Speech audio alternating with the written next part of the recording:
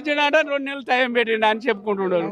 ఈ 2 నెలల వరకు వీళ్ళంతా వచ్చి వీళ్ళ తెగినాక వీళ్ళంతా వచ్చి వద్దు అంటే ఇంకా నేను అందరు వద్దంటే అందరితోటి ఊకుంచు దిగి, లేకపోతే మా ఆయనది కూడా తెగుదాన నీకనే వాడు.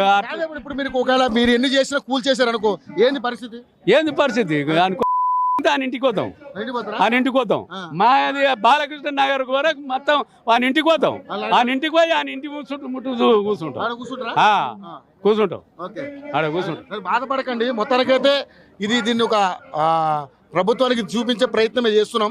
మీకు న్యాయం జరిగేలా ప్లాన్ న్యాయం జరిగేటట్టు చేయండి. మాకు ఒక న్యాయం జరిగేటట్టు మాకు మా ఇండ్లు కష్టపడి చేసుకున్నాం, తీసుకున్నాం. కష్టపడి ఓట్లేసి గెలిపించుకున్నారు కదా, కష్టపడి ఓట్లేసి గెలిపిన వాళ్ళు. ఎందుకంటే నేను చెప్తుండే కదా, వారు గ్యారంటీలు రుణమాఫీ ఉరుకండి 2 లక్షలు తెచ్చుకోండి. నేను డిసెంబర్ 9 తారీఖు నాడే సంతకం పెడతా, ఫస్ట్ సంతకం పెన్ను కూడా మీకే పెడతా అన్నాడు. పెడతాని ఇవాళ 9 తారీఖు నాడు పెడతా అన్నాడు. 9 నెలలు అయింది, రూపాయి లేదు అని. 9 నెలలు అయింది లేదు.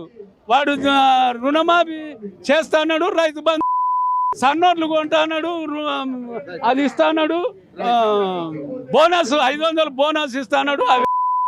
ఇప్పుడు నష్టపరిహారం ఆనలు గురించి నేను మొత్తం రైతులు నష్టమయ్యి ఆగమైపోతుంటారు. వాళ్ళ తానికి పోయి వాళ్ళకు నష్టపరిహారం కట్టి వాళ్ళని బతికించుకుంటేమా, ఓట్లు వేసిన వాళ్ళని బతికి ఈడ ఆగిపోతుంది ఇంట్లో. ఎప్పుడు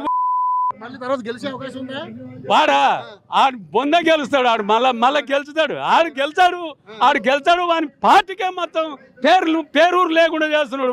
వాడు కూర్చున్న సీటుకే గౌరవం లేకుండా, పెద్ద పార్టీ అయినా కానీ వాడు రాహుల్ గాంధీకే గౌరవం లేకుండా చేస్తున్నాడు. వాడు రాహుల్ గాంధీ గౌరవం ఉండేటట్టు చేస్తే ఇట్లా చేయడు.